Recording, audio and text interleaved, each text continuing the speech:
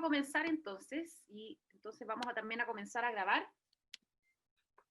Sí, está listo. Perfecto. Bueno, hola, buenas tardes para los chilenos, buenos días en Nueva Zelanda. Estamos muy contentos de estar acá en la primera charla de nuestro segundo ciclo de Ciencia de Datos y Políticas Públicas, que es organizado por el GovLab. Les cuento un poco, yo soy María Paz Hermosilla, soy directora del GovLab. Nosotros somos un laboratorio de innovación pública y específicamente especializados en ciencia de datos. Somos parte de la Escuela de Gobierno de la Universidad Adolfo Ibáñez y trabajamos tanto con el gobierno como organizaciones de la sociedad civil y también a veces empresas que les interesa usar la ciencia de datos, ¿no es cierto?, para el bien público, para el interés público, para el impacto social. Y bueno, nos interesa mucho que la ciencia de datos sirva para las políticas públicas en el marco de nuestros esfuerzos por mejorar la gobernanza de datos en Chile. Organizamos una delegación de académicos, funcionarios públicos y representantes de la sociedad civil. Estuvimos todos en Nueva Zelanda justo antes que estallara la pandemia, la primera semana de marzo, y ahí estuvimos visitando a distintos ministerios, por esas casualidades de la vida conocimos a una persona que nos llevó, después que nos presentó a Paula, que porque de hecho no tuvimos reunión con el Ministerio de Infancia, el Oranga Tamariki, pero afortunadamente sí se logró el vínculo para ahora poder hacer una charla con ella, que trabaja en el Ministerio de Niñez o de Infancia de Nueva Zelanda. Y para nosotros esto es muy especial porque el GovLab tiene una línea de investigación en infancia y datos administrativos. De hecho, hoy día nos acompaña María Josefina Escobar, que es nuestra investigadora asociada especializada en infancia. También está afiliada a la Escuela de Psicología de la universidad, y también Victoria Correa, que es nuestra ayudante de investigación en infancia. Entonces, para nosotros tiene un sentido muy especial el poder tener hoy a una invitada que trabaja investigando con datos de infancia en un ministerio de infancia, ¿no es cierto?, que lleva un poco más de tiempo que nuestra subsecretaría de la niñez. Paula es doctorada en sociología de la Victoria University of Wellington, es socióloga de la Universidad de Chile, así que chilena, pero que hace muchísimos años se fue a Nueva Zelanda. Es investigadora principal en el Oranga Tamariki, que es el Ministerio de la Niñez. Ha sido investigadora y consultora en distintos organismos gubernamentales de ese país, incluyendo el Ministerio de Desarrollo Social y el Gobierno Regional de Auckland.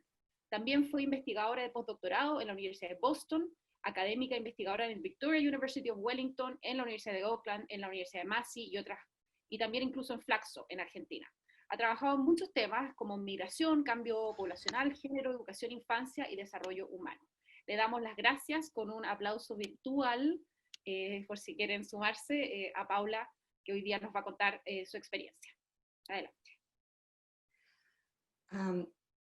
Inamana, Inareo, Erau, Rangitirama, a todas las autoridades, a todas las voces y a todos los líderes reunidos aquí.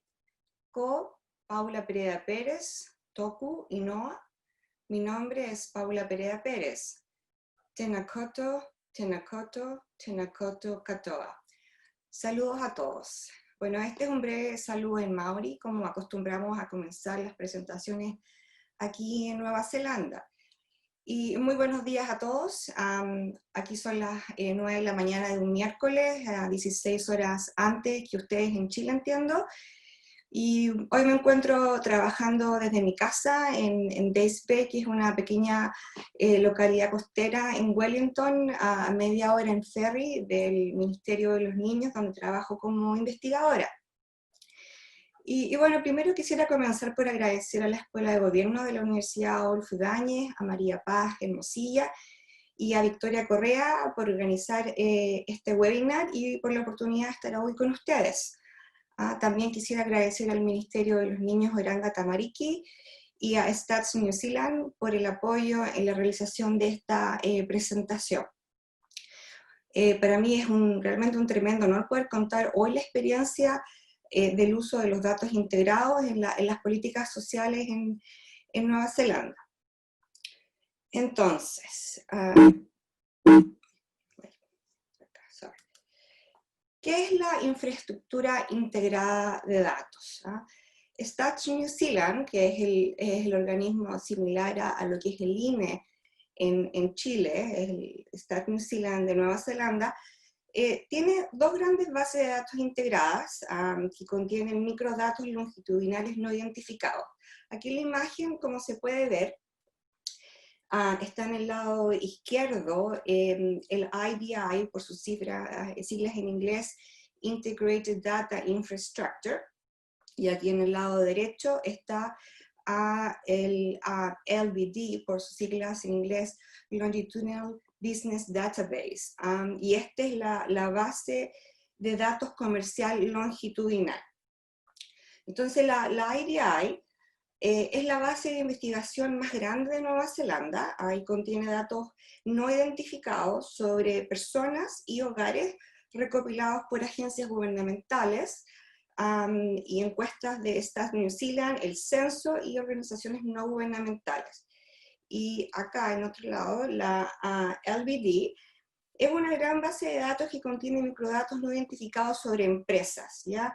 Y se usa para evaluar y analizar el desempeño de empresas y compañías. También contiene información del censo y de encuestas de estadísticas y agencias gubernamentales. Entonces, estas dos bases de datos se vinculan a través de los datos fiscales, que serían como los datos de impuestos internos. La IDI, que es más bien el tema de esta presentación hoy, es líder mundial en términos de la amplitud y profundidad de los datos que contiene, y atrae mucho interés internacional, y se utiliza para analizar poblaciones e investigar el impacto de servicios y programas en la vida de la persona. Ya, la IDI contiene datos longitudinales sobre más de 9 millones de personas, y abarcan todos estos temas que ustedes pueden ver aquí. Les doy un minuto para que lo y en términos de los datos de población, incluye los censos del 2013 y del 2018. Y por otro lado, la LBD contiene datos de empresas sobre innovación, sobre prácticas, turismo internacional, comercio, datos financieros, en fin. Y esto entre muchos otros datos más. Algunos aspectos importantes sobre estas dos bases de datos, sobre estos conjuntos de datos, son integrados. ¿Ya? Los datos sobre personas y empresas están vinculados a través de varias fuentes, lo que permite una visión de sistema, sin silos de datos.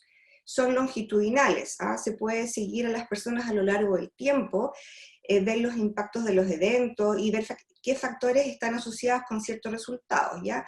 Y debido a que estos datos están vinculados y están disponibles a nivel del individuo, nos permiten ver factores compuestos e interrelacionados que afectan la vida y las necesidades de las personas a un nivel mucho más detallado. Y esto nos ayuda a aprender qué funciona, para quién y a qué costo. También los datos son desidentificados, ya todos los identificadores obvios como el nombre, la dirección, se eliminan o reemplazan antes de que los datos estén disponibles para los investigadores. No se trata de localizar o identificar individuos, sino sobre la comprensión de grupos con ciertas características. Entonces yo creo que los invito a que vean esta imagen y como aprecien la magnitud de la cantidad y variedad de datos que esta base de datos, esta micro base de datos que es el IDI contiene, ¿ya? El LBD es una base de datos separada, pero complementa la IDI. Ahora lo interesante de la IDI es que nos permite reflexionar sobre por qué no todos los países desarrollados, por ejemplo, tienen una IDI. Pensemos que la mayoría de los gobiernos tienen datos, estos datos o datos equivalentes, especialmente en los países desarrollados. También la tecnología para almacenar, integrar y procesar grandes volúmenes de datos existe hace mucho tiempo. Pensemos, por ejemplo, en Amazon o en Facebook o Cambridge Analytica, por citar algunos ejemplos. Y con esto quiero destacar que la IDI no es como uno podría pensar una innovación tecnológica, sino que es más bien una innovación social, ya que el objetivo es contribuir a satisfacer y responder las necesidades y problemas socialmente reconocidos, haciendo las cosas de una manera diferente. Esto es integrando información que ya existe. Pero antes de continuar hablando sobre los datos en la IDI, quisiera detenerme en cómo se define lo público y lo social en el contexto neozelandés, porque esto es muy importante para entender con mayor profundidad la contribución de la IDI en las políticas sociales, entendidas como políticas que tienen que ver con el bienestar de las personas, de los niños, con la salud pública, la educación, etc. Entonces ahora veamos un poquito el tema del contexto neozelandés. Y aquí tengo 3 conceptos que engloban un poco la visión de este país y las aspiraciones, que es la idea de prosperidad, seguridad y bienestar.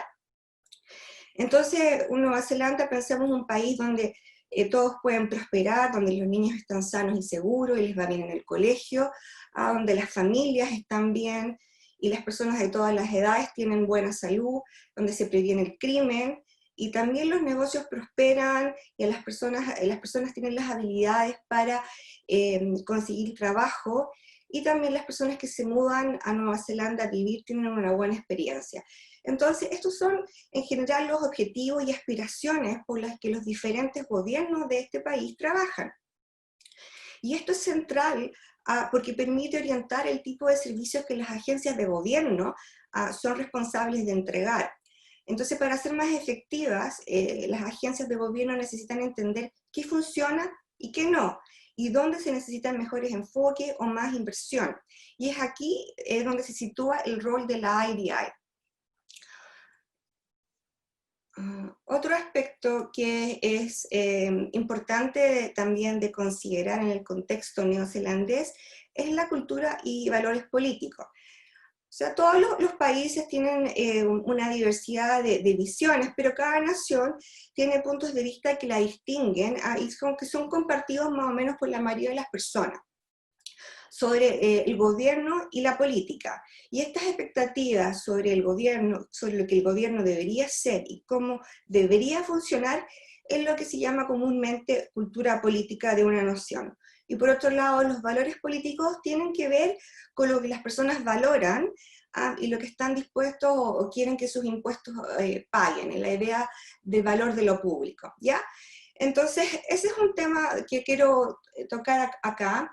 Y algo que me pareció interesante mencionar, especialmente por el contexto chileno, es que en Nueva Zelanda el sistema político de allá no funciona con una sola declaración constitucional escrita de principios y dirección. O sea, acá no hay una constitución, hay un conjunto de leyes, de lo que se llaman las actas, pero no una constitución propiamente tal. Y esto es interesante porque los valores políticos del país no reflejan una perspectiva coherente y organizada sobre los medios y los fines de la política y el gobierno.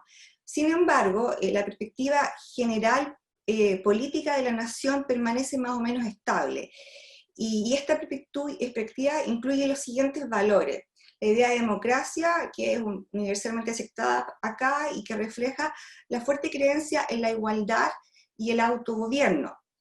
También está la idea del Estado de Derecho, de que todos deben ser iguales ante la ley y que la sociedad en su conjunto debe regirse por la ley en lugar de por gobernantes que actúan en forma arbitraria. Después, y esto es muy central para el tema de la IDI, es la protección por parte del gobierno, ¿ya?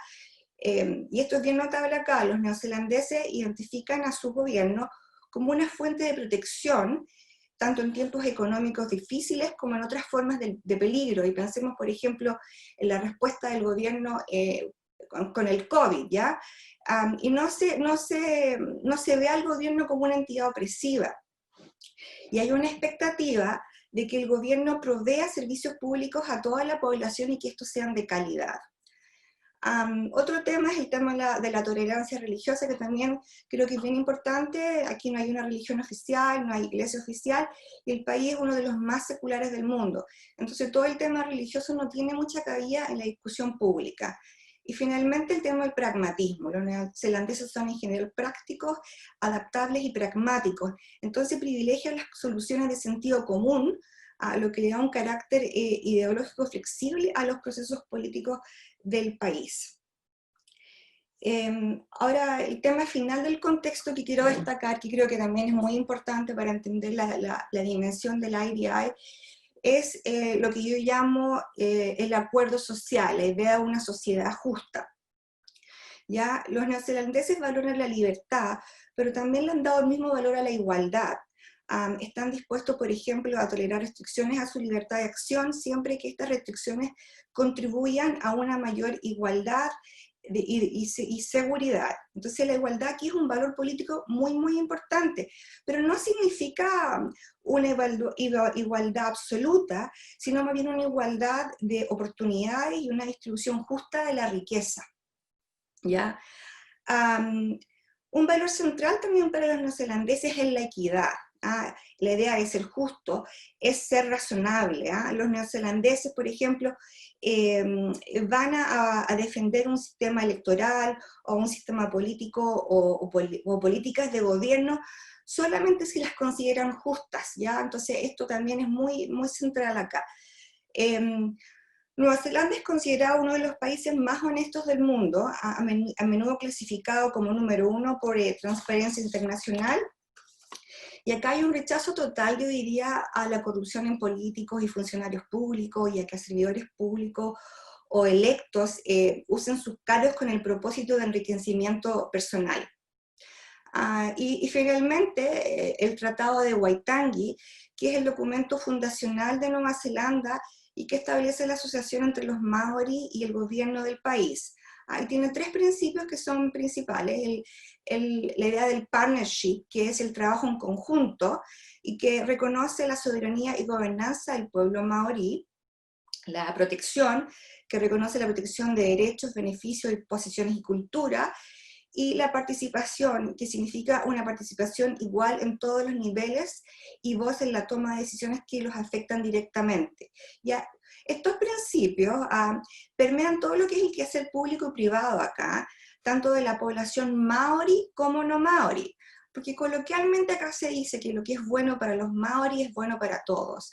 Entonces estos 3 principios benefician a todo el país, a toda la comunidad.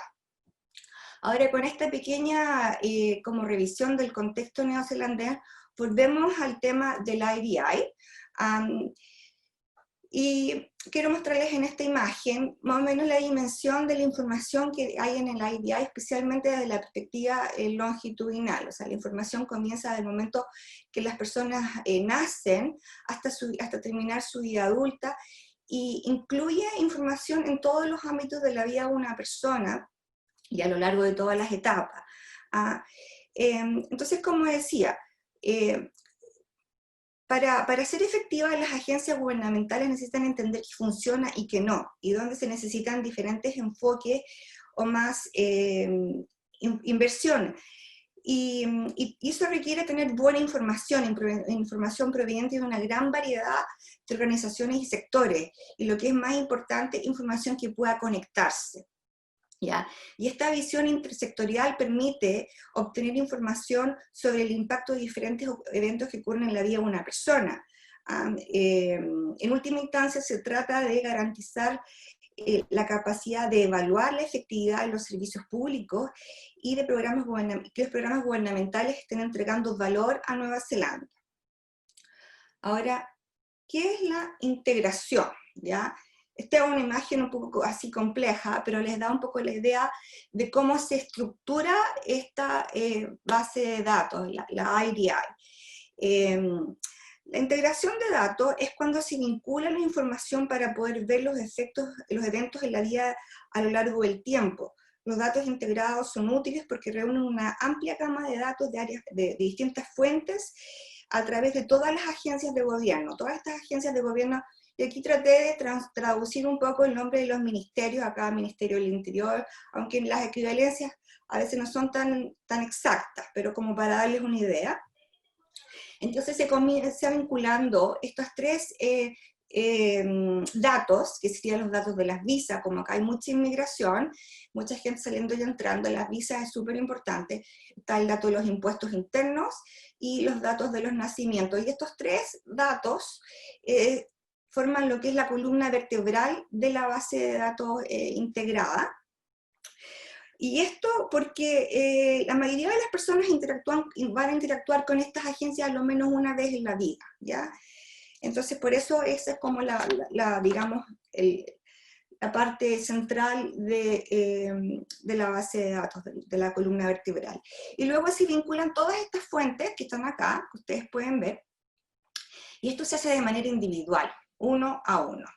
Bueno, la lista de datos es mucho más larga, no cabe acá por espacio, pero los dejo ahí para que la vean un minuto y tomen atención de más o menos la magnitud de datos y de fuentes que van, digamos, imputando datos a la columna vertebral de lo que es el IDI.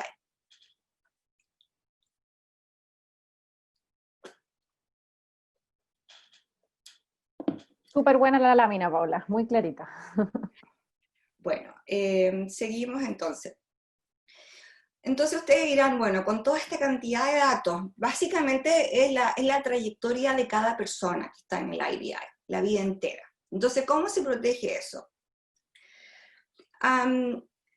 Stats New Zealand se compromete a garantizar la privacidad, seguridad y confidencialidad de toda la información que mantiene, ¿ya? Y tiene el IDI, tiene lo que se llama cajas de seguridad. La idea es que tú vas abriendo una a una, y para que abrir la siguiente tienes que abrir la primera, ¿ya? Entonces, los datos son anonimizados al principio y confidencializados al final, ¿ya? Y aquí empezamos con las diferentes capas de seguridad. Las personas seguras, bueno, esto tiene que ver con que los investigadores que han sido solo los aprobados pueden acceder a los datos integrados, y esto requiere un proceso de verificación bastante riguroso. Además, los investigadores que rompan los protocolos de Stats New Zealand pueden ser prohibidos, incluso puestos en listas negras o procesados, ¿ya? Datos seguros tiene que ver con que el proyecto tiene que tener un propósito estadístico y de interés público, ¿eh? Y la investigación está restringida a análisis de grupos, no de individuos. Configuraciones seguras tienen que ver con evitar el acceso a los datos, el acceso no autorizado a los datos. Solamente se puede acceder a los datos a través del Data Lab en ubicaciones seguras, y las computadoras en estos laboratorios no están conectadas a una red, y hay una serie de restricciones de lo que tú puedes entrar al laboratorio. No hay celulares ni cosas personales, y solo el personal de Stats puede divulgar los datos a los investigadores. El punto 4, la caja 4, es los datos seguros. Bueno, se elimina la información de identificación personal, como nombres y direcciones, y se encriptan los números de identificación. Y los investigadores solo tienen acceso a datos relacionados con su investigación. Finalmente, la salida segura, esto tiene que ver con que no se puede digamos, presentar ningún resultado que tenga identificación. Los investigadores deben confidencializar la salida antes de que pueda ser liberada del laboratorio, y Stats New Zealand verifica los resultados 2 veces para garantizar que las personas no puedan ser identificadas. Entonces, el tema de la seguridad y la privacidad de datos acá está tomado muy, muy en serio. Ahora, ¿cómo se usa el IDI? ¿Ya? El IDI y el LDD, que era la base de datos comercial que les contaba antes, se utilizan por investigadores del gobierno central y local, instituciones terciarias, ONG, comunidades maori, organizaciones de investigación y etcétera, proveedores de gobierno, en fin. Y se utilizan para tratar de resolver problemas que requieren información de muchas fuentes. Algunos aspectos, algunos tipos de estudios que se hacen son identificar las características de sus poblaciones, ver resultados, por ejemplo, de grupos de población, cómo les va, identificar factores de riesgo, protección, evaluación de intervenciones y hacer recomendaciones basadas en evidencia. Y aquí en esta imagen yo tengo 4 ejemplos cortitos que les quiero mostrar un poco para darles una idea de cómo se usa el IDI. Acá tenemos en el lado superior tenemos un mapa del país donde Stats Municina y Oranga Tamariki han identificado la población de riesgo infantil. La idea es mejorar y ayudar a mejorar el bienestar de los niños. Acá, en este otro lado, esta es una herramienta que se desarrolló a partir de datos de impuestos internos, educaciones terciarias y de las visas, y esto es para ayudar a los jóvenes a tomar decisiones de qué estudiar. Les permite ver a los estudiantes cuáles serían sus posibilidades de empleo y cuánto es probable que ganen. Aquí hay un ejemplo, una simulación de lo que, por ejemplo, ganaría una persona si estudia un diploma o un programa de bachillerato, una licenciatura. Este otro ejemplo acá es de mejorar los resultados a largo plazo para bebés prematuros. Este es un estudio que hizo la Universidad de Otago para ayudar a los padres y a los médicos a tomar mejores decisiones sobre cómo cuidar a los bebés prematuros. Este de acá, perdón, me fui para atrás. ¿Qué hice? Ya. Este de acá es un ejemplo de los jóvenes que no están en escuela y en el trabajo. Ahí se mapeó las áreas de la ciudad, esto es en el sur, en Dunedin. Se mapeó la prevalencia de los NEET, por su sigla en inglés, y la idea es tratar de orientar mejor los servicios para llegar a los jóvenes que los necesitan. Ahora, estos son como ejemplos más superficiales que yo les voy a contar, pero acá ahora viene el tema de la niñez. Y déjenme tomar el tiempo para ver que me alcance. Yes. Entonces acá hay un estudio de caso de salud, utilizando lo que es el modelo de bienestar para niños. Este modelo fue desarrollado por Oranga Tamariki, y la primera parte de este modelo es la comprensión conceptual del bienestar, que proporciona la columna vertebral teórica de nuestro uso del bienestar aquí. Y tenemos aquí 6 dimensiones que les quiero mostrar, que reflejan cómo se concibe, cómo se conceptualiza el concepto de bienestar. La idea de que los niños y los jóvenes estén amados y seguros y cuidados, que tengan lo que necesitan, que sean felices y saludables, que aprendan y se desarrollen, que los niños y jóvenes sean aceptados, respetados y estén conectados, y que los niños estén involucrados y empoderados. La segunda parte sobre el tema, sobre este modelo, es cómo se mide el bienestar actual, ¿ya? ¿Qué le pasa al bienestar de los niños ahora y cómo lo medimos? Y para hacer esto hemos utilizado la IDI para medir el bienestar, y se basa en lo que podemos ver en los datos, ¿ya? O sea, este es un bienestar a partir de los datos. Y en este momento podemos medir cuatro dimensiones, que son estas que están acá, y esta de acá, estas dos. Se está trabajando en desarrollar medidas, porque son un poco más complejas, son medidas como más suaves. Y bajo cada resultado de bienestar, bajo cada, digamos, dimensión del bienestar, tenemos una gran cantidad de indicadores. Ahora, como decía, estos son proxies, cosas que en ausencia de medidas directas nos proporcionan una representación válida de las cosas que queremos medir. Y esta información viene de muchas agencias, como del Ministerio de Desarrollo Social, Gendarmería, Salud, Educación, Policía, Oranga Tamariki, y también utilizamos información de hermanos y padres para comprender las circunstancias de los niños. Entonces, la medición de los proxies es a través del uso de servicios y otros indicadores de necesidad. Y acá hay una salvedad que tengo que hacer, o sea, si los niños, por ejemplo, no usan cierto servicio, quiere decir que no tienen la necesidad, y eso es discutible, pero por el momento estamos trabajando con lo que tenemos, ¿ya? Y lo estamos refinando y mejorando con el paso del tiempo. Entonces la idea de usar estos proxies es darnos una comprensión del bienestar de cada niño en Nueva Zelanda en el contexto de ellos, su familia y su comunidad en general. Y como para darles un ejemplo de la información que hay en estos distintas dimensiones, por ejemplo, si tenemos el área de los niños que tienen lo que necesitan, sería cosas como el recibo de beneficios, los ingresos, y si los niños viven en viviendas sociales. Y lo de la vivienda social se los voy a explicar después. En otro lado acá, por ejemplo, los niños son felices y saludables, serían cosas como hospitalizaciones, vacunas y tratamiento de salud mental.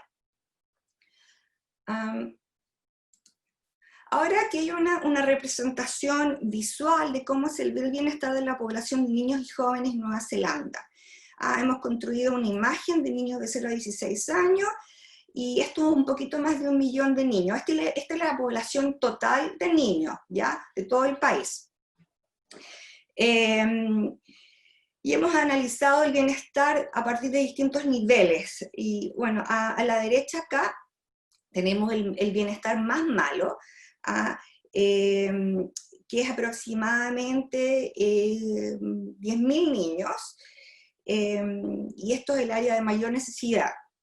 Y por el otro lado acá, a la izquierda, tenemos los niños con el mejor bienestar, y estos son aproximadamente 570.000 niños. Y ahora todo lo que está entre medio, o sea, todo lo que no es, perdón, azul, son en realidad niños que podrían estar mejor, o un poco mejor, o mucho mejor. Y es básicamente el 46% de los niños, son hartos niños, un poco más, son 475.000 niños, que podrían estar mejor, que podrían significativamente tener mejores resultados, y esto es bien significativo. Bueno, y acá a la derecha tienen algunas ideas de los indicadores que se usan para medir el bienestar. Como les contaba antes, estos son proxies. Y como decía antes, el modelo tiene 3 partes. ¿Ya? La tercera parte se trata sobre las proyecciones y cómo utilizamos la información sobre el bienestar de los niños para ayudarnos a comprender los resultados futuros. Y es aquí donde viene el caso de la salud. Entonces lo vamos a ver esto ahora. Aquí hay un estudio de caso de salud utilizando los datos del IDI y el modelo de bienestar. Este modelo piloto para la salud es un componente clave del modelo de bienestar infantil que estima la proporción de enfermedades crónicas en la vida adulta atribuible a una infancia carenciada.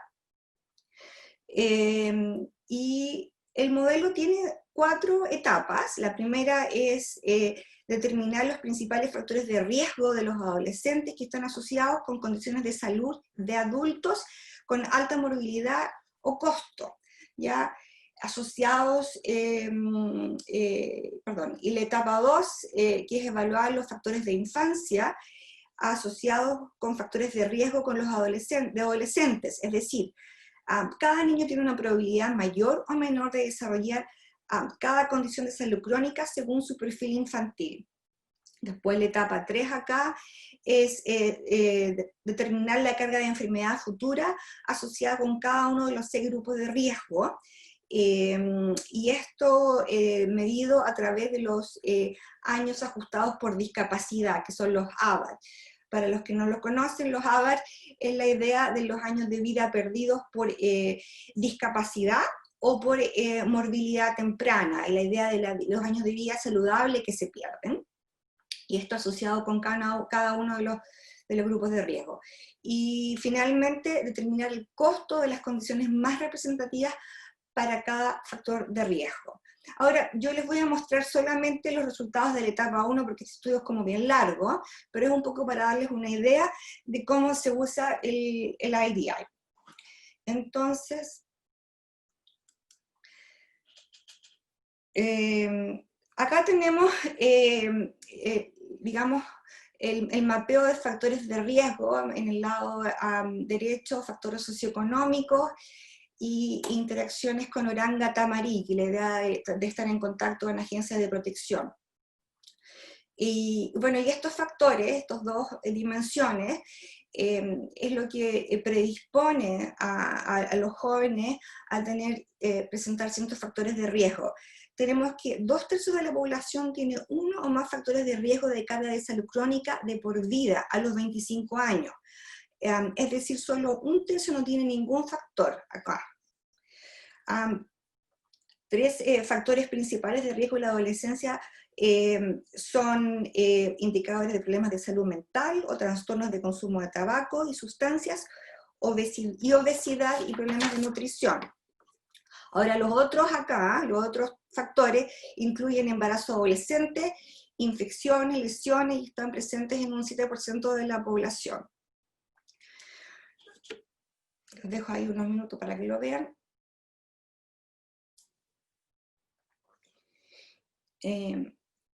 Ahora veamos los resultados que hicimos a partir de esto. Aquí hicimos lo que se llama la creación de una persona.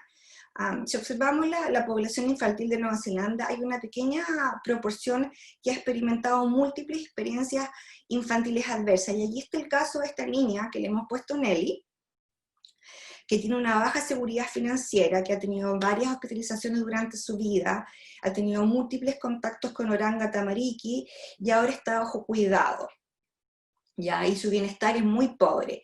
Ahora, estas características la ponen en alto riesgo de factores de riesgo en la adolescencia, incluidas salud mental, uso de sustancias y mala salud en la edad adulta, o sea, alto riesgo de reducción de años de vida. Para los niños con un factor de riesgo adolescente, acá, para solamente un factor de riesgo, estimamos una pérdida promedio de años de vida de 9 años de vida saludable perdidos debido a factores a la infancia y la adolescencia. Y estos años de vida saludable perdidos significarán un costo de salud estimado de $143.000 por encima del promedio que esperaríamos ver para otros niños sin factor de riesgo, y esto es por niño. Bueno, y aquí tengo la figura, la cifra en dólares, pero para que se vea, esto es el costo por niño, adicional, el costo adicional por sobre los niños que no tendrían ningún factor de riesgo. Y para una niña como ella, que tiene muchos factores de riesgo, obviamente los años de vida perdidos serían muchos más. Entonces, un poco dimensionar el impacto de la vulnerabilidad. Ahora, el siguiente ejemplo que les quiero mostrar es un ejemplo realizado por la Tesorería de Nueva Zelanda, donde se usó el IDI para identificar los eventos e indicadores claves en la vida de un niño que es probable que afecten los resultados posteriores. Ahora, tenemos estos 4 indicadores acá, que la Tesorería,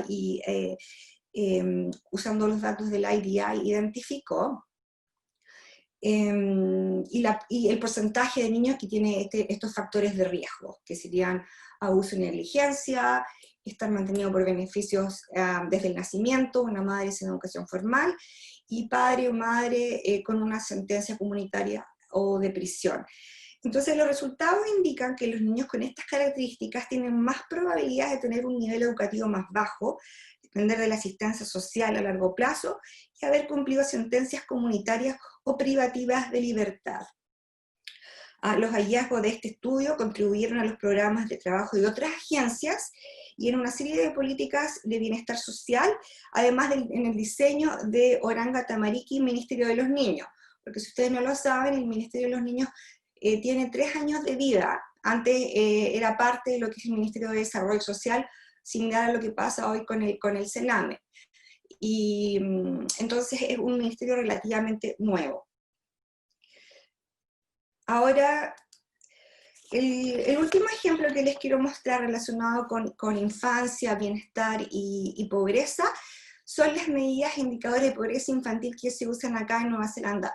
Ahora, esto también es relativamente nuevo y tiene que ver con la Ley de Reducción de Pobreza. Ya la legislación establece un conjunto de medidas para medir e informar sobre la pobreza infantil. ¿Ya? Y la idea es que estas medidas van a proporcionar una buena representación del impacto que tienen las decisiones políticas en la vida de los niños. ¿Ya? Y hay 4 medidas principales de pobreza y privación. ¿Ya? Yo aquí en el cuadro superior, aquí arriba, incluí 3, y la 4ª las voy a mencionar después. Y aquí abajo hay lo que son las medidas complementarias en realidad. Y básicamente las medidas tienen que ver con el ingreso promedio nacional, el ingreso que tiene a nivel promedio cada hogar, ¿ya? Entonces se calcula acá que los niños vivan en familias, en hogares, con un ingreso menor, no sé si se entiende acá que esto es un signo menos, menor al 50% del ingreso promedio nacional, y todo esto antes o después de reducir los costos de vivienda. Acá las medidas son del 60%, o sea, el umbral es más alto y acá el umbral es más bajo, y aquí incluye costos de vivienda más carencias materiales. Entonces, como les decía, les iba a explicar el tema de la vivienda social. La idea de incluir o excluir en la pobreza, en la medición de la pobreza infantil, los costos de vivienda tienen que ver con dos cosas. Una es que los costos de la vivienda están subiendo en mayor proporción que los ingresos, entonces las personas se están empobreciendo a lo largo del tiempo, ¿ya? Y eso es válido en general para todas las personas, pero cuando eres una persona con menos ingresos, esa proporción de vivienda ocupa casi todo tu ingreso, entonces te queda muy poco para el resto. Y el otro aspecto tiene que ver que acá la vivienda social tiene una connotación distinta a la que tiene en Chile. Acá el gobierno es dueño de casas, ¿ya? Y estas casas el gobierno las arrienda a personas a bajo precio mercado, porque se entiende que estas personas están excluidas del mercado privado de viviendas. O también pasa que las personas en situación socioeconómica problemática pueden vivir en estas casas sin costo, va a depender un poco de la situación de cada uno. Pero finalmente las viviendas son sociales porque el dueño de las viviendas es el Estado y él las administra, y las personas postulan a estas viviendas sociales cuando no tienen sus propias viviendas, ya sea arrendadas o las estén pagando. Ahora el tema de las carencias materiales indica la proporción de niños que viven en hogares que no pueden pagar artículos de consumo específicos que la mayoría de las personas consideran esenciales, como por ejemplo no poder comer frutas o verduras frescas, o no posponer una visita al médico, o no poder pagar la cuenta de la electricidad o el gas a tiempo, ¿ya? Esta es la idea de las carencias materiales. Y aquí ustedes, como ven la proporción, se mide la pobreza utilizando digamos, el umbral del 50% del ingreso, tenemos casi un 15%, y acá si usamos el 60%, tenemos, y utilizamos el 60% deduciendo los costos de vivienda, tenemos casi un 30%, o sea, es casi el doble. Entonces ahí tenemos dos visiones de la pobreza infantil bastante diferentes, ¿eh? Un 30% de pobreza versus un 15%. Ahora, perdón. Ahora, la ley también establece, la ley de reducción de pobreza infantil establece objetivos a los gobiernos de reducción, ¿ya? Y bueno, la ley no establece el objetivo en sí mismo, pero le pide al gobierno que ellos determinen en cuánto esperan reducir la pobreza. Y el gobierno actual determinó estos objetivos a 3 años, o sea, pasar de casi un 15 a un 10, a un 5 y así. De momento la ley solamente está pidiendo objetivos en estos 3 primeros indicadores, y el cuarto lo voy a mostrar a continuación.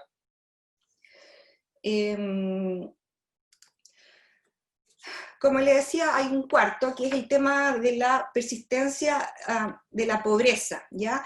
Y esta medida está en desarrollo, y va a reflejar la proporción de niños que viven en hogares que viven en la pobreza durante muchos años.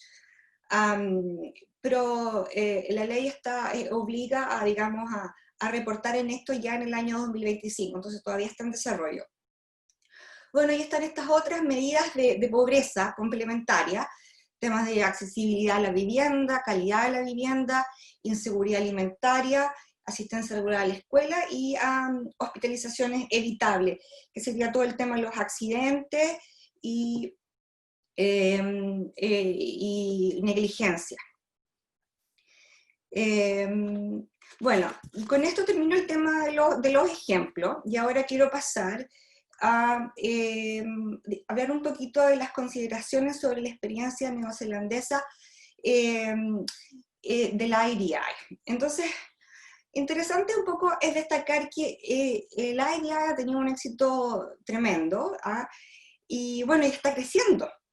Entonces, está siendo víctima de su propio peso en términos de la cantidad de datos que está, digamos, cada día almacenando.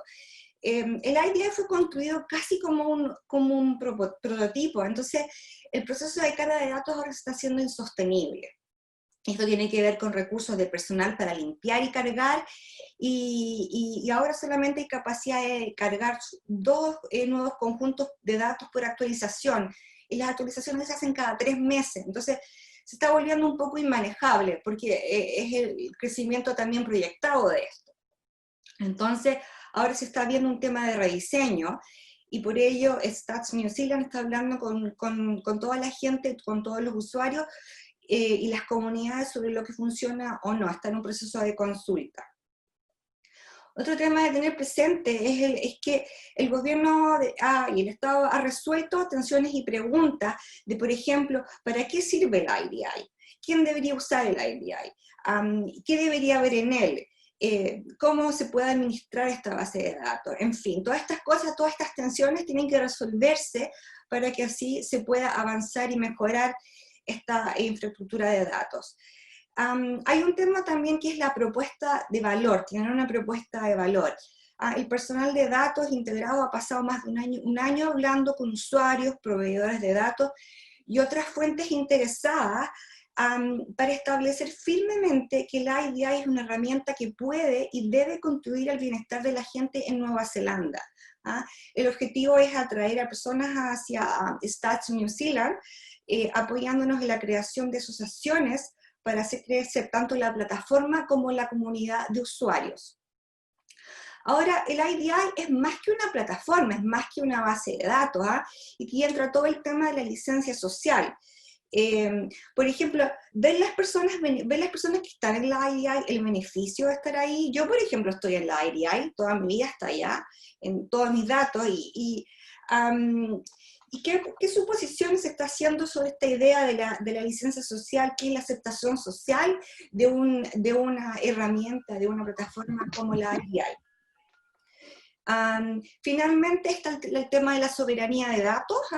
Estamos observando de cerca la gobernanza, especialmente la soberanía de datos maorís, y cómo la IDI se relaciona con la visión del mundo maorí.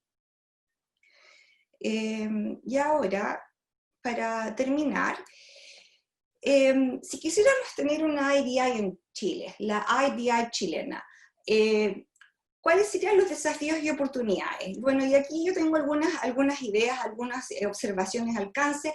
Esto no es exhaustivo, es lo que a mí se me ocurre que es más importante ahora, y esto tiene que ver con lo que decía anteriormente, que es la idea del propósito de la IDI. ¿Para qué queremos una IDI en Chile? Ya que desarrollar una herramienta como la IDI debe tener propósitos claros y establecidos que justifiquen la inversión y esfuerzo que su desarrollo y continuidad requieren. En Nueva Zelanda, por ejemplo, como ustedes ya se han dado cuenta, el objetivo, el propósito es que el Estado sea más eficiente y efectivo en la provisión de servicios e inversión social. Y es la idea de proporcionar bienestar y protección a la población. Y esto tiene que ver con repensar el rol y el valor de lo público y social, porque al final, como señalaba, la IDI es un bien público y es una innovación social. Entonces habría que preguntarse, ¿cuál sería el propósito de una IDI para el gobierno de Chile, por ejemplo? Junto con esto, la idea del fortalecimiento de las instituciones, tanto públicas como privadas, la idea de la credibilidad, honestidad y transparencia son esenciales si se quiere avanzar hacia una plataforma como la IDI. Como todos sabemos, los datos tienen una doble función. por un lado crean la realidad y por otro lado nos permiten acceder a ella. O sea, como les mostraba antes el tema de la pobreza, ¿es un 30 o es un 15? ¿Ah? Los factores yo creo que facilitarían el desarrollo de una IDI en Chile sería tener una legislación robusta, sólida, y que la agencia que está a cargo de la IDI tenga alta credibilidad y la gente sepa que sus datos están en buenas manos. En el caso de Nueva Zelanda, por ejemplo, esta agencia es Stats New Zealand, que es, como les decía, el equivalente al INE en Chile. Por otro lado está el fortalecimiento de la fuerza de trabajo en el sector público, y esto tiene que ver con trabajar en desarrollar una fuerza de trabajo altamente calificada y en trabajar cómo retenerla, porque esto es súper importante, la retención de gente altamente calificada para asegurar la viabilidad, continuidad y sustentabilidad de una iniciativa como la IDI. Y aquí les voy a contar un poco la historia de Nueva Zelanda, donde la integración de datos comenzó en el año 1997, y ya en el 2005 los datos de muchas fuentes se encontraban entrelazados. El prototipo del IDI estuvo listo en el 2011, ¿ya? Y entonces estamos hablando de un proceso que ha tomado más de 20 años, y la verdad que la IDI es una herramienta compleja, o sea, requiere entender de datos, requiere entender de cómo funciona el gobierno, las agencias, los diferentes programas, en fin. También está el tema de del mejoramiento de la calidad de datos. Los datos, como señalaba, crean realidades y nos permiten también acceder a ella, pero también crean evidencia y dejan huella. Entonces, a veces tener datos puede ser un riesgo, o sea, problemas como, por ejemplo, gestión, de uso indebido de recursos o malas prácticas. Y a veces tener datos de mala calidad puede ser una ventaja, pues oscurecen el acceso a procesos y resultados. Entonces, la calidad de datos da cuenta de la calidad de las instituciones que están detrás. Y finalmente el tema del fortalecimiento de la participación de las personas y comunidades en el desarrollo de políticas públicas y sociales que las afectan, ¿ya? Y con esto quiero señalar que es súper bueno tener muchos datos, pero hay que evitar caer en el fetichismo de los datos, ¿ya? Estos no reemplazan la deliberación y la opinión que tienen las personas sobre el tema de carácter público o los temas que las afectan. Los datos complementan y contribuyen a la toma de decisiones, pero no toman decisiones por nosotros. Siempre el tema de la consulta tiene que estar muy presente, y acá en Nueva Zelanda es súper central la consulta con comunidades. Bueno, quiero cerrar con un alcance, que es el tema de la estabilidad política y social, ¿ya? La estabilidad contribuye a las certezas y a la confianza. Saber que, por ejemplo, que en este país pase lo que pase, que la ley se cumple y que los acuerdos se honran, y que el gobierno trabaja para que las personas tengan bienestar y seguridad, le da legitimidad a una herramienta como la IDI, ¿ya? Y esto nos da luces de por qué países grandes y poderosos, como por ejemplo Estados Unidos, o Rusia, China, Brasil u otros países, no tienen una IDI. ¿Ya? Eso es importante pensarlo. ¿Cuáles son las condiciones de posibilidad de una IDI? Bueno, y con esto termino, y ahora los invito a hacer preguntas, comentarios o alcance, y muchas gracias a todos por su atención. Muchas gracias a ti, Paula, por esta excelente presentación que ha generado mucho interés. De hecho, en el chat han habido varias preguntas, algunas como más específicas de la IDI, de cómo funciona, las he ido tratando de contestar como estuvimos allá, pero obviamente que van a haber preguntas, hay algunas preguntas que en el fondo yo no puedo contestar, así que... ¿Dónde veo el chat? No lo veo. No es necesario que veas el chat. Bueno. Sí, no es necesario que veas el chat. A ver, si hay personas del mundo de infancia que quieran hacer alguna pregunta, los invito, porque he visto que hay como han habido preguntas más en torno como al acceso a los datos. Por ejemplo, preguntaban si había, y esta pregunta yo no tengo la respuesta, o sea, al menos de lo que averiguamos, no sabía, no sé si tú sabes si alguna vez había un incidente grave de seguridad con la infraestructura, con el IDI. no sé, no lo creo. Sí, a nosotros solamente nos hablaron de que habían suspendido privilegios de un par de investigadores algunas veces, un par de veces, pero nunca habían llegado todavía a expulsar a algún investigador. Claro, eso tiene que ver con la verificación de datos y seguir los protocolos, y eso está bien, digamos, estricto, porque si no, te encargo el escándalo que quedaría acá. Entonces, tienen que ser bien prontos en las reacciones. Bueno, voy a dejar, María Josefina va a hacer Josefina Escobar, nuestra investigadora asociada, va a hacer un pequeño comentario. ¿Josefina? Sí, nada, quería primero que nada agradecerte, Paula, por la presentación. Realmente encuentro excelente la cantidad de cosas que se pueden hacer a partir de tener los datos integrados, ¿no?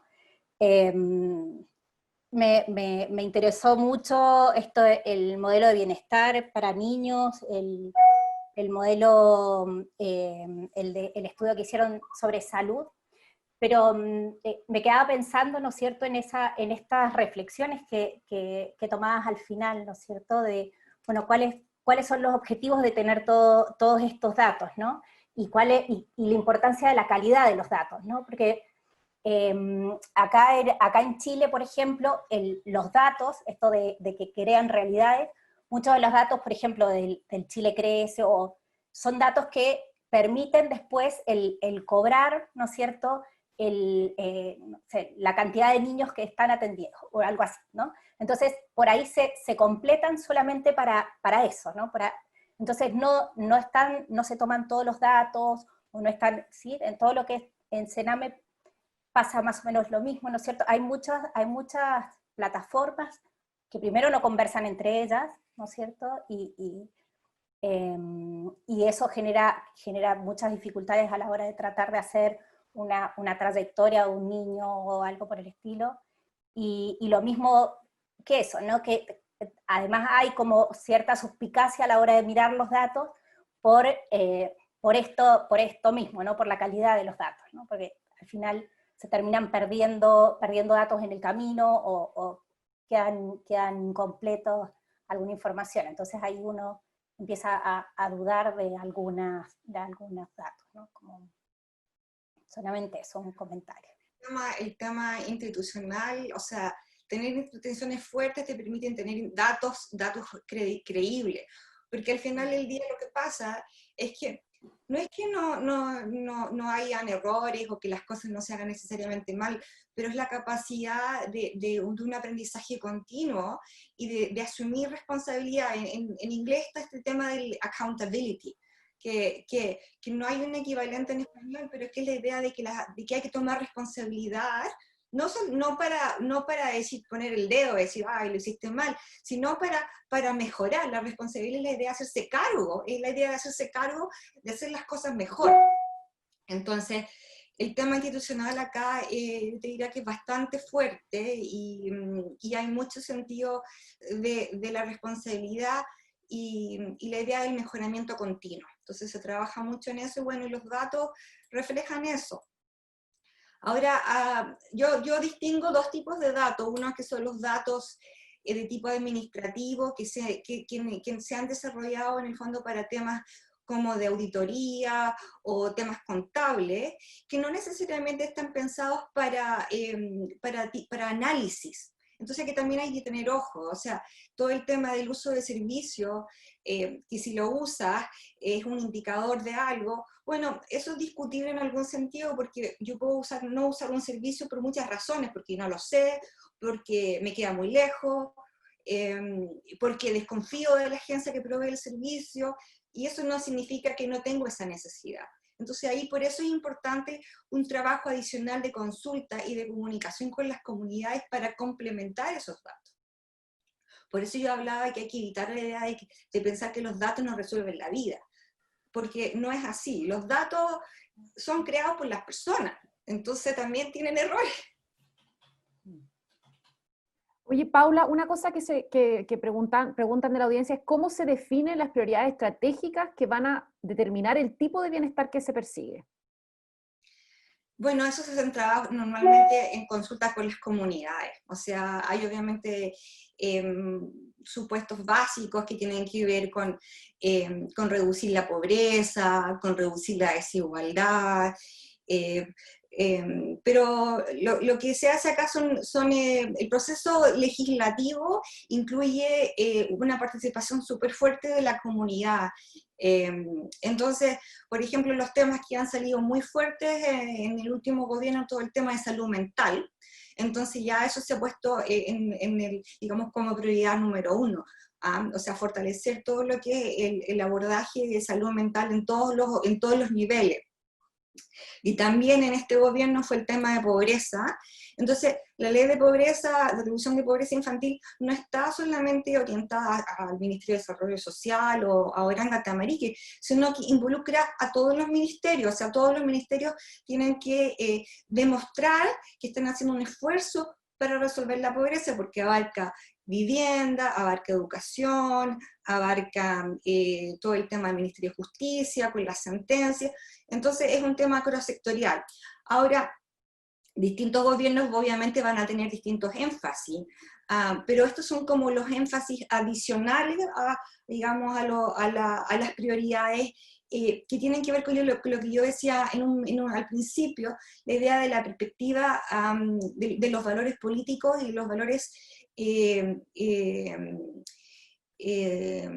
la cultura política, valores políticos de largo plazo. O sea, acá como que no se discute qué se va a hacer, porque eso ya como que se da por sentado. Hay una visión de largo plazo que define prioridades, pero cada gobierno tendrá diferentes énfasis o diferentes prioridades al final. No sé si me explico.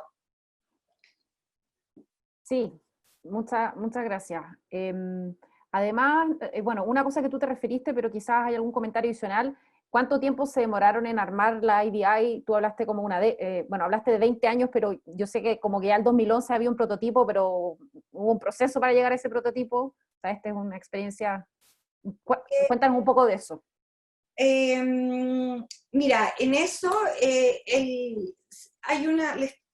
digamos, la idea de tener una idea, el prototipo estuvo, como dije, estuvo listo en el 2011, como la idea inicial. Ahora, el IDI en sí mismo empezó así, en forma, digamos, en todo su esplendor en el 2014. ¿Y esto por qué? Porque en el 2013 se hizo un censo. Entonces, los censos se hacen cada 5 años. Entonces, en el 2014 ya tenía la información de todo el censo del 2013, que es en el fondo la parte más grande de toda la información. Y después, en el 2018, digamos, se sumó a la información del censo del 2018. Ahora, una cosa interesante es que el censo del 2018 fue un poquito problemático, parecido a lo que pasó en Chile, principalmente porque se quiso digitalizar. Entonces no mucha gente, hubo un porcentaje de gente que no lo respondió, por la gente que no tiene acceso o que no sabía cómo usar la plataforma digital. Entonces la IDI se usó para parchar este censo, que quedó con un porcentaje de gente sin responder. Entonces, volviendo a tu pregunta, 2011 el prototipo, el 2014 ya funcionó en gloria y majestad con el tema de la incorporación de los datos del censo. Pero esto ha sido un proceso iterativo y continuo, a propósito de ver cómo se puede maximizar el uso de la información que existe. Tú mencionabas que la misma creación del Ministerio Oranga Tamariki se vio originado un poco por los datos que aparecen, ¿no es cierto?, que se visibilizaron a través de la IDI con respecto al bienestar de los niños en Nueva Zelanda. ¿Qué otros como triunfos, por decirlo así, o logros ves que ha tenido la IDI en este tiempo, quizás más cercanos al área de política pública donde tú estás? Yo te diría que el tema de salud mental, o sea, el impacto que tiene en todos los temas socioeconómicos y de desventaja con salud mental. Y en el tema de salud mental ayuda también poner todo lo que es el consumo de sustancias, o sea, cómo afecta la pobreza y las desventajas en la infancia a futuro en la vida de una persona en términos de patologías mentales. Y como que hay una tasa de suicidio un poco alta, particularmente en la gente joven, Eso está tomando mucho cuerpo, y eso tiene también que ver con la legislación en el ambiente de trabajo, cómo se protege el bullying, la idea del hostigamiento, los permisos, las licencias por salud mental. Por ejemplo, ahora muchas empresas y muchas compañías tienen permiso de la licencia de salud, que sería la licencia médica, indefinida. ¿Ya? O sea, tú no tienes que presentar un certificado médico si estás enfermo, tú dejas de ir y se asume que una persona si no puede ir a trabajar y dice que está enferma porque está enferma. Y hay mucha protección a eso. Entonces, se está como trabajando mucho en el tema de lo que es el well-being, pero desde el punto de vista de la salud mental, porque es un tema fuerte, de las depresiones, suicidio, en fin. Y eso tiene que ver con juntar todos los datos y ver cómo se relacionan, por ejemplo, todo el tema de vivienda. La falta de acceso a la vivienda es una fuente de estrés y de condiciones de salud mental porque impide la estabilidad de un ser humano. Entonces, ¿cómo tú conectas, por ejemplo, el acceso a la vivienda con problemas de salud mental? O sea, tener una casa te da estabilidad. Si no la tienes y vives de casa en casa, en fin. El tema de salud mental, yo diría, y el tema de pobreza es súper fuerte. Súper, muchas gracias. Han habido algunas preguntas más bien técnicas, por ejemplo, como de infraestructura tecnológica, de stats. Yo los invitaría a visitar la página de la Agencia Estadística Neozelandesa, es súper buena, tiene realmente un nivel de documentación impresionante. Por ejemplo, tienen las herramientas, tienen publicadas las evaluaciones de impacto de la privacidad, ¿no es cierto?, de las investigaciones que están aprobadas, tiene un manual de cómo anonimizar los resultados de tus investigaciones. Es realmente impresionante la cantidad de información y bien ordenada y clarita que tienen, así que en ese sentido les invito, digamos, a visitar eso. Y si bueno, nosotros en la Universidad Adolfo Ibáñez nos hemos asociado con otras 5 entidades de investigación entre universidades, el COES, el Centro de Encuestas y Estudios Longitudinales de la Católica, la Escuela de Gobierno de la Católica, y el Instituto Milenio Fundamento de los Datos. Nos hemos asociado en un consorcio de universidades porque queremos promover las políticas públicas, los cambios de política pública que se requieren para tener un sistema así en Chile, entendiendo que son reformas de largo plazo.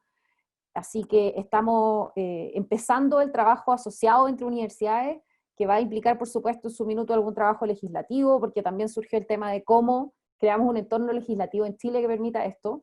¿No es cierto? Tú te referiste eso al final un poco, ¿qué reflexiones tenías tú desde qué tenía que pasar en Chile? Pero esa es una discusión que vamos a liderar desde las universidades que participan en este consorcio, así que este tema no va a ser la última vez que lo conversemos. Y han habido algunas preguntas sobre la PICE, que es como una plataforma de integración de datos en Chile. Si es que les interesa conocer más de la PICE, la Católica hizo un estudio hace un par de años que está publicado en la página del Ministerio de Hacienda, la parte de modernización, y ahí una de las cosas que se descubrió es que solamente un 18% de los intercambios de datos entre organismos públicos pasan por la PICE. Entonces hay mucho intercambio de datos que está ocurriendo en el Estado de Chile entre ministerios que no pasan por la PICE. Entonces, si bien la PICE existe y opera, hay mucho intercambio que está dando por fuera. Pueden revisar ese estudio. Y bueno, y ahora el gobierno actual está avanzando en protocolos como de interoperabilidad que buscan facilitar la interoperación de datos, pero no se está avanzando hacia tener algo como la IDI en Chile. Existe una experiencia piloto ahora en el Ministerio de Desarrollo Social, que es lo que se le llamó el RIS Investigaciones, que básicamente el Ministerio de Desarrollo Social hizo un concurso para que académicos postularan proyectos de investigación alineados, eso sí, con la misión del ministerio, y van a escoger 5 proyectos que van a poder acceder al registro social, al registro de información social, para hacer estos proyectos con datos integrados. Pero es diferente a la IDI en el sentido de que el IDI, uno postula proyectos de cualquier tema que sea de interés común, pero no es el ministerio el que dicta qué se investiga o no se investiga, pero tenemos como esfuerzos, hay esfuerzos aislados por avanzar en estas cosas, pero no es algo integrado en este minuto. Así que si les interesa el tema, vamos a seguir desde la UAI y con nuestros socios en el COES, en la Católica, en el Instituto Milenio, avanzando en estos temas. Bueno, una de las cosas que yo destaco es el tema de la confianza y la licencia social, que en Nueva Zelanda es tan importante, y el framework, el marco que usan ético de referencia de acceso a los datos, le llaman los 5 seguridades, que viene de Inglaterra ese marco y se ha implementado también en Australia. Nueva Zelanda no es el único país que lo ha implementado, pero lo ha implementado muy bien, creo yo. ¿Y cómo te afecta a ti ese marco como investigadora?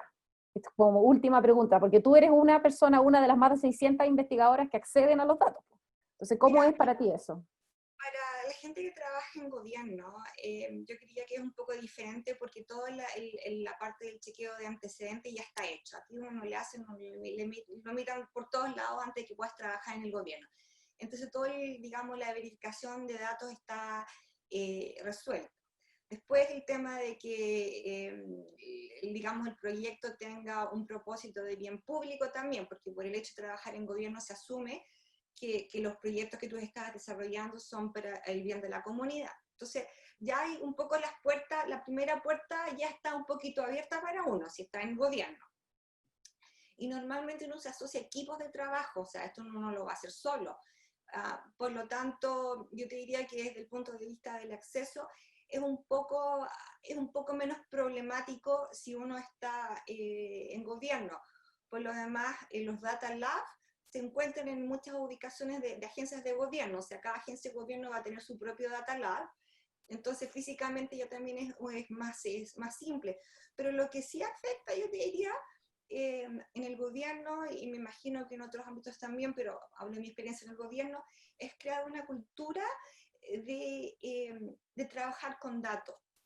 O sea, de que toda tu gestión y todo tu enfoque se apoye en evidencia dura. Y de que cada, digamos, política que se desarrolle se mire no solamente este espacio donde yo estoy, que sería el tema de los niños, sino que se mire en forma holística todo el contexto donde se sitúa, y eso te lo permite el IDI. Yo creo que eso es súper importante, la perspectiva holística.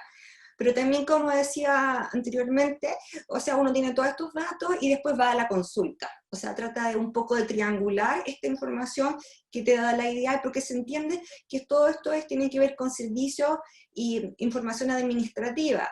Y uno cuando ya se empieza a meter más en forma profunda, bueno, tú te das cuenta que siempre hay temas ontológicos ahí, de qué realmente significa el dato. Entonces siempre está la idea de complementar esa información con visitas a terreno, hablando con las comunidades y haciendo un trabajo más micro y más inmediato, porque los datos también tienen rezago. O sea, si yo quiero saber lo que pasa hoy y voy a la IDI no me dice lo que pasa hoy, me va a decir lo que pasó hace 6 meses atrás. Entonces también hay un poco de la actualización que yo decía, se está volviendo más problemática por la cantidad de datos que se van incorporando en forma continua. Entonces, ese es otro tema, de cómo tú vas a proyectar una IDI por los siguientes, por ejemplo, 20 años, cuando tenga todos estos censos. O sea, ahí hay un tema técnico, pero también es un tema humano. Es decir, va a estar la misma gente que empezó al final, porque aquí hay un conocimiento institucional salvaje. O sea, esto de meterse a la IDI te toma una vida entera porque es muy complejo. Entonces se está creando, yo te diría, casi como programas de universidad, se están creando cursos que te enseñen qué es lo que es la IDI, porque puede ser muy abrumador. Hay mucho que saber, casi puede ser un degree, o sea, un programa de una carrera sobre la IDI, que sería una cosa que involucra datos, pero políticas de gobierno, todo el tema de beneficio social, en fin. No sé si eso te responde la pregunta, pero es bien complejo el tema. No, eso, muchas gracias. En verdad, con esto estamos llegando al cierre. Quería agradecerte mucho por la disponibilidad, porque de verdad se agradece la posibilidad de compartir el conocimiento y ver cómo los datos pueden ayudar, ¿no es cierto?, no solo a crear un ministerio de infancia, sino que a este ministerio después pueda ayudar a los niños. Y eso, y para nosotros es un gusto poder contar contigo, y esperamos que cuando vengas a Chile y no haya pandemia del COVID, podamos organizar un evento presencial contigo en la UAI.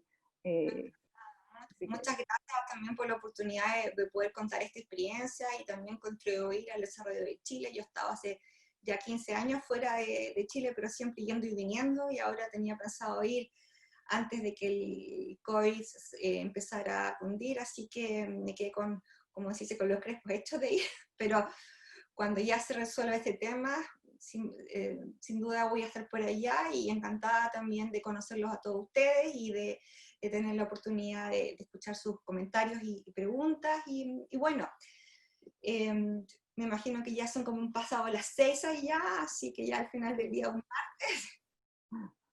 Sí, la gente en el chat te está agradeciendo muchísimo. Yo creo que un aplauso virtual para Paula. Bueno, si les interesan estos temas, el otro lunes a las 12 del día, porque vamos a tener una invitada europea, así que por eso es más temprano, vamos a tener una charla sobre ética de los datos y trazabilidad del COVID. Y si les interesa en general el tema de aplicar en marcos de referencia para hacer un uso ético de datos, estrenamos nosotros un curso de ética de datos, el primero que existe de este tipo en Chile, en la primera semana de agosto. Este curso es de 24 horas, está orientado a personas que de todo tipo de profesiones, no está orientado a científicos de datos, aunque obviamente un científico de datos le va a servir muchísimo, pero no tienen que saber nada de análisis para poder participar, y lo vamos a enseñar con Romina Garrido, que está acá, que es una abogada experta en protección de datos y tecnología, que es investigadora asociada del GovLab, y también con Daniel Lowe, que es filósofo y experto en ética pública. Así que si les interesa ese tema, los invitamos, y el otro lunes a las 12 para lo que puedan, para hablar de temas más COVID. Fue un alivio no hablar de COVID por una charla, así que gracias. Pero eso, que les vaya muy bien a todos. Chao, chao. Chao.